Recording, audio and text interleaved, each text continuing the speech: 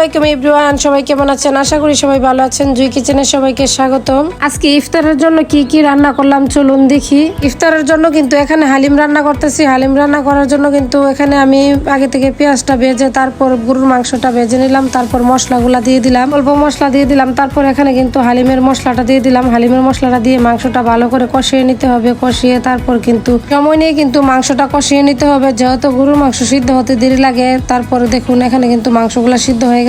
আগে থেকে 20 মিনিটের জন্য পানি দিয়ে ভিজিয়ে রেখে দিয়েছিলাম হালিমটা। তারপর হালিম মিক্সটা দিয়ে কিন্তু নেড়ে চেড়ে তারপর পরিমাণ মতো পানি দিয়ে দিতে হবে। যার যার পরিমাণ মতো পানি দিয়ে দিবেন। এখানে হালিমটা হইতে থাক। অন্য চুলায় কিন্তু এখানে আমি কাঁচা কলার কাবাবগুলা ভেজে নিচ্ছি। কাঁচা কলার কাবাবগুলা কিন্তু আমার আগে বানানো ছিল। এখানে ডালের কাবাবও ভেজে নিলাম, তারপর বেগুনি ভেজে নিলাম, তারপর আলুর চপ ভেজে নিলাম। এভাবে কিন্তু সবগুলো আমি একে একে ভেজে নিলাম। তারপর এখানে পেঁয়াজও ভেজে নিলাম। আজকে কিন্তু হালিমের সাথে এগুলোও ছিল ইফতারে। তারপরে সবগুলা কিন্তু ভাজাভাজি হয়ে গেছে। তারপর রেখে দিলাম। এখানে কিন্তু ইফতারের সময় হয়ে গেছে। ইফতারি কিন্তু গুছিয়ে নিয়েছি টেবিলে, সবাই মিলে ইফতারি করে নিব। আলহামদুলিল্লাহ সবাই মিলে কিন্তু ইফতারিটা করে নিলাম। এখানে ইফতারে এগুলাই কিন্তু আজকের ইফতারে ছিল।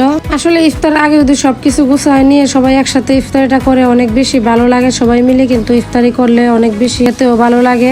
আশা করি আজকের ভিডিওটি সবার কাছে অনেক ভালো লেগেছে। ভালো লাগলে লাইক কমেন্ট শেয়ার করে দিবেন। তারপর আজকের ইফতারে কিন্তু অনেকগুলো আইটেম ছিল। এখানে বিরিয়ানি ছিল, হালিম ছিল। আমার ভিডিওটি যদি কোনো দিক থেকে একটু হলেও ভালো লেগে থাকে ছোট্ট একটি শেয়ার দিয়ে দিবেন। ভিডিওটি দেখার জন্য সবাইকে অসংখ্য ধন্যবাদ। আজকের মতো এ পর্যন্তই। আল্লাহ হাফেজ।